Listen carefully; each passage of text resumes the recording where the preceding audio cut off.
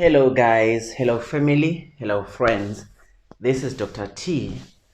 And once again, welcome to Clinical Medicine with Dr. T. So, guys, first of all, just want to remind you that I appreciate you supporting the channel. So, thank you so much for subscribing. Thank you so much for liking and sharing the channel to your friends. So thank you so much, guys. Thank you so much. Thank you so much for your comments, your encouraging words. Thank you so much. I really appreciate it. Yeah. So let's keep growing, guys. Let's keep growing. So, guys, today was my last day in psychiatry. So next week on Monday, I'll be starting a new rotation, and that's gonna be anesthesia. So yeah, exciting times ahead. Looking forward to it. It's one of my favorites. Not my absolute favorite, but one of my favorites. Yeah, hope you get that. Have you get what I'm trying to say? So I was thinking today, I haven't covered drugs in psychiatry, not even one. So I felt, nah, I need to do drugs today. Antipsychotics. So today we're gonna be doing antipsychotics. So guys, the fact that I'm leaving to anesthesia doesn't mean that I will not upload any psych content. I'll still do. Like, remember when I was in anesthesia, I would upload other things, other like I would upload internal medicine, I would upload author content, things like that. And then yeah, so so guys, I won't stop uploading psych content. I will. I promise. I promise. So guys, this is my second last rotation for the year, and in internship. Then I'll be starting. My last rotation for the year is gonna be orthopedics. I haven't done orthopedics. I haven't rotated in orthopedics, but I've got a couple of videos on the channel on orthopedics or about orthopedics. So I think that should tell you that I'll still upload even if I'm not in psychiatry. That should reassure you. Then I'll be done with my internship and then start my ComServe next year. So yeah, guys. Yeah, so basically what we're gonna be doing today is the basics of antipsychotics.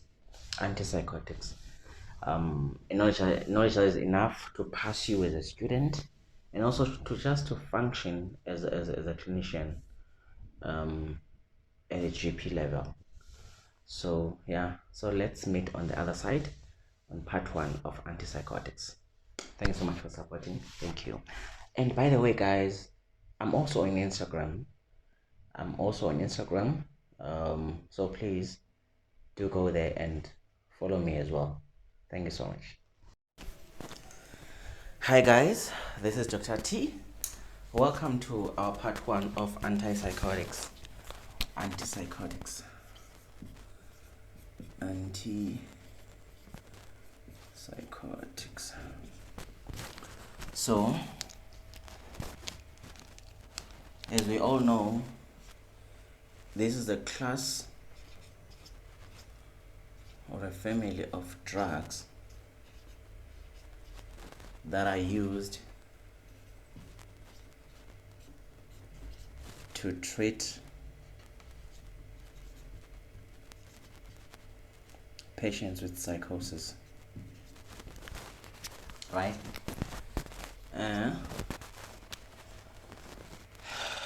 And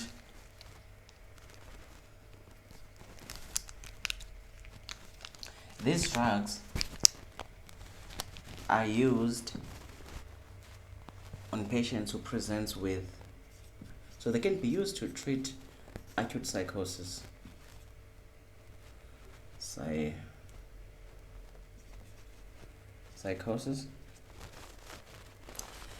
acute psychosis due to any cause, as long as it's acute psychosis, these drugs can be used to manage the patient. It doesn't matter if it's acute psychosis due to a primary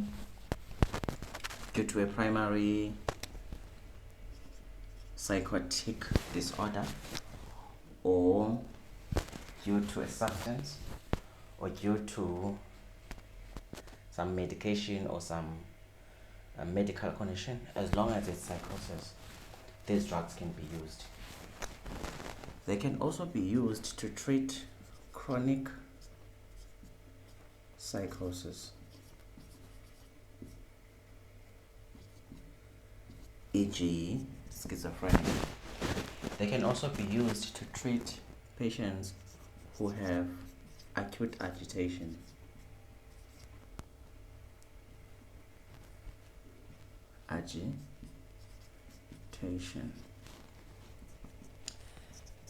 They can also be used to treat patients who have got bipolar mania, right? They can also be used to treat they are also used in other psychiatric conditions, to treat other psychiatric conditions. So basically, these are indications of antipsychotics, if I may put it that way, right? Now, we all know that antipsychotics are divided into two groups. There is what they call first generation antipsychotics and the second generation antipsychotics. And first generation antipsychotics, they've got a distinct mechanism of action. So they block or they antagonize D2 receptors in the CNS. D2 receptors or dopamine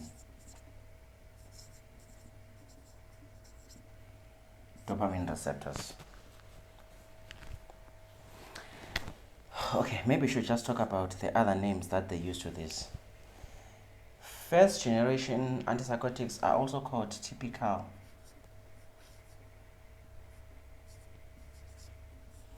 antipsychotics. They are also called conventional antipsychotics.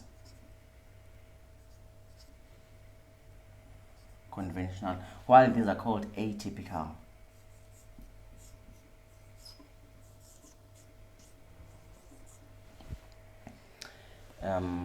These are the names I can remember this one. Conventional, right? So, like I said, the main mechanism of first generation antipsychotics is the blockade of the dopamine 2 receptors.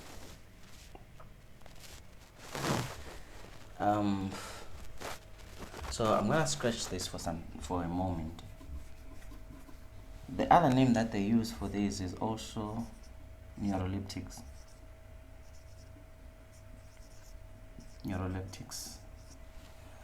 Those are the names that they use for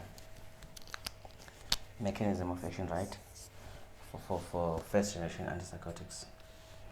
And the first generation, they came first. So they are first generations because they came first.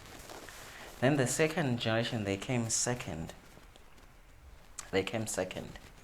So we say that first generation antipsychotics, they block D2 receptors.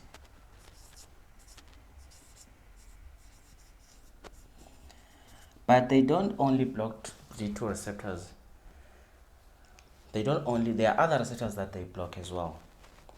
They also block alpha receptors. They also block muscarinic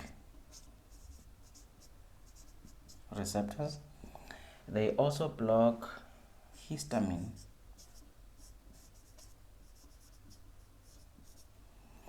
And it's very important.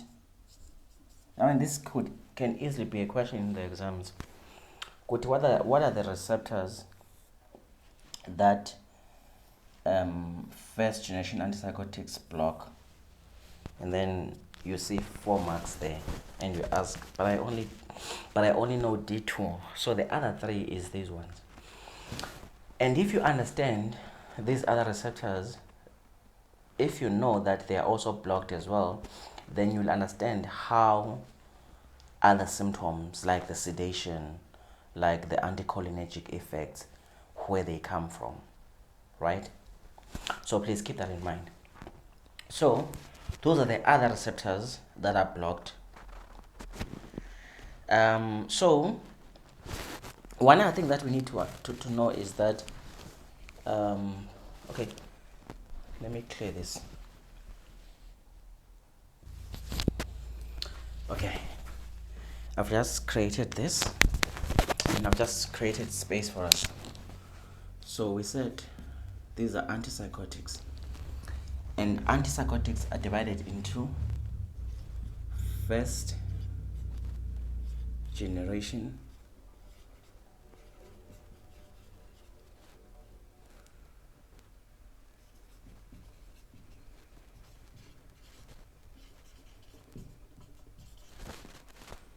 antipsychotics. And we said that the main mechanism of action is they antagonize D2 receptors. And we said that the other receptors that are blocked by these drugs include histamine. That's why they sedate. And then alpha receptors, alpha 1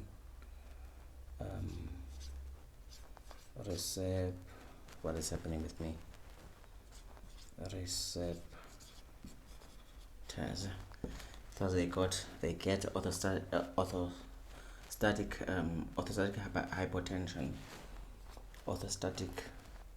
hypotension.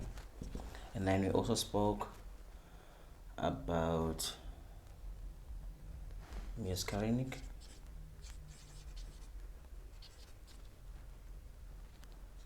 receptors. Then there's another receptor that I'm forgetting here.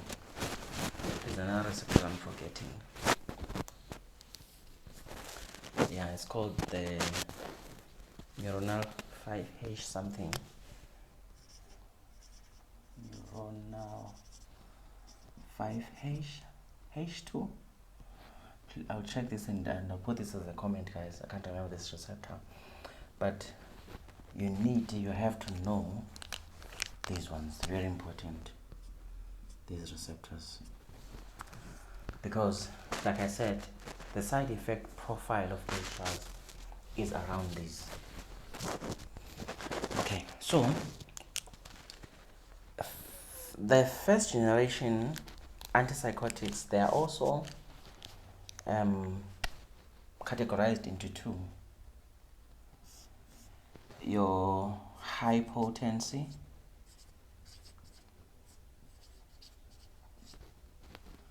and low potency.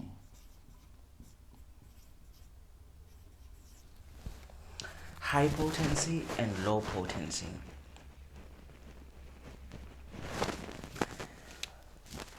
High potency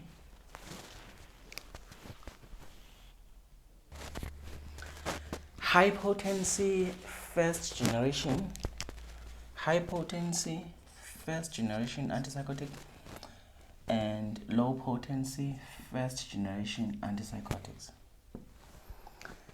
The high potency first generation antipsychotics, they've got a low, let me say, affinity for both histamine and muscarinic receptors.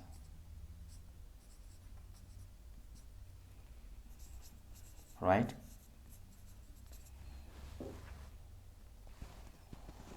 So we all know that when something is potent, it means that it's very strong. Its effects are very pronounced, right? When something is so the drugs that are found under the high potency group, very strong drugs, and they've got low affinity for the histamine and the muscarinic receptors, and that tells us that these drugs will give you low or minimal, let me say minimal sedation, or even no sedation.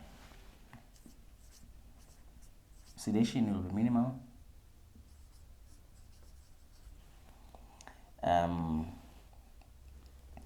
They will also, so the issue of weight gain will also be minimal as well. But the biggest problem is that they carry a very high risk,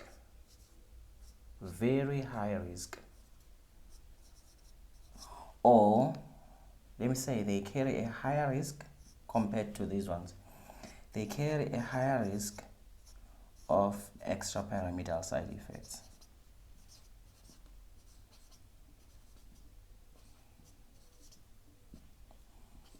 Extrapyramidal side effects.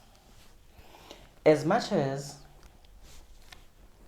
they are nice in terms of the side effects, like the histamine related and the muscarinic, we are not worried much about weight gain, we're not worried much about sedation, but the extrapyramidal side effects, it's something to worry about.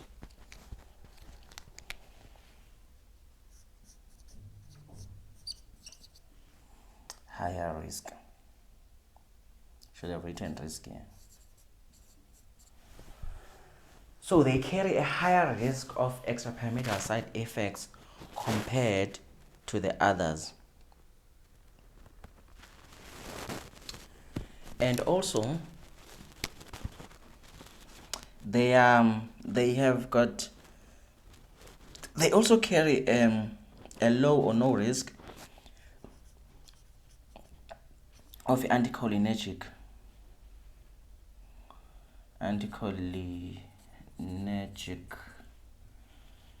side effects, like your drying of your mouth, constipation, drying of the eyes, retention of urine. So there is less of that there. Maybe I should write this nicely. So let me write this nicely.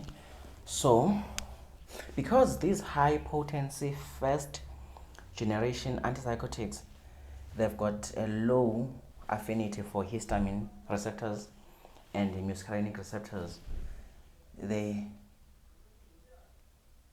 risk of sedation is low or zero sedation. The risk of weight gain is low or zero, right? And the risk of the anticholinergic effects,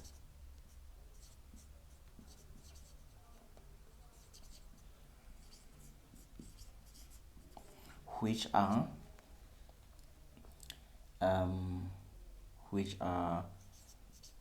dry mouth, constipation,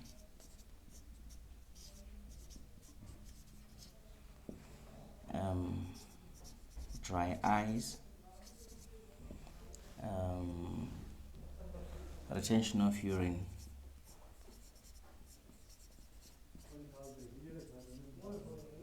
I'm sure there are others as well.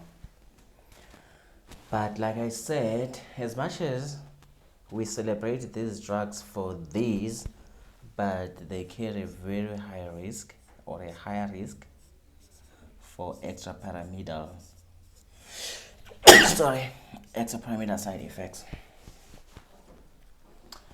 So what are these drugs? You know them. First culprit, haloperidol. Haloperidol, which apparently is the very first antipsychotic to be found. And then you've got things like fluphenazine,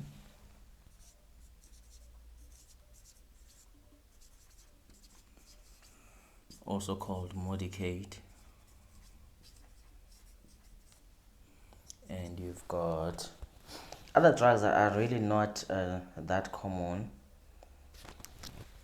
There's one that they called loxapine, and there's another one that they call primozide. So the most common one that we are forever gonna bump into, or the most common ones, is these two. These are the most common, especially haloperidol.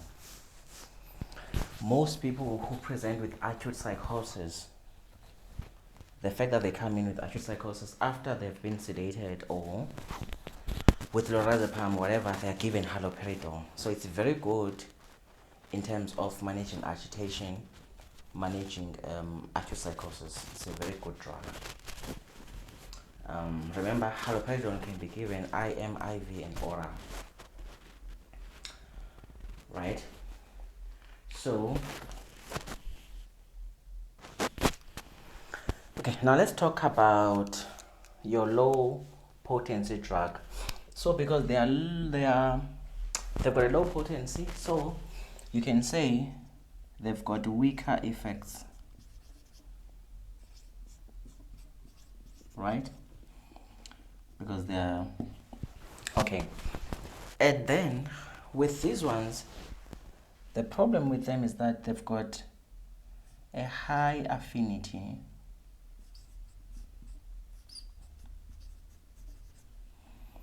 for these other receptors like your histamine, so which means they are heavily sedating. Muscarinic, so which means your anticholinergic there effects will be very high with these drugs.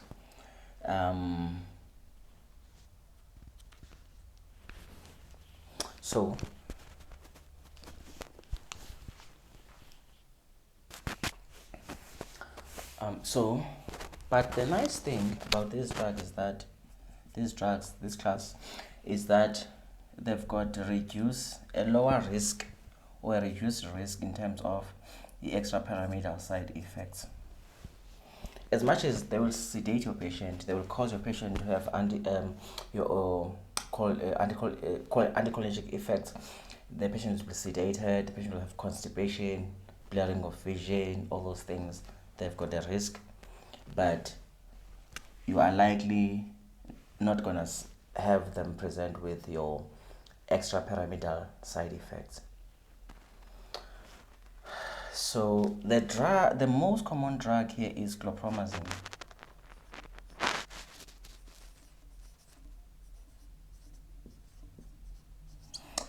Yes, there are others. I don't even know how to spell this one. Thioridazone. Okay, I think that's better. Is it zonozine? Not so sure. Okay, thioridazine. It's an I. Just remembered now. So, but the most common drug here, like I said, is chlorpromazine.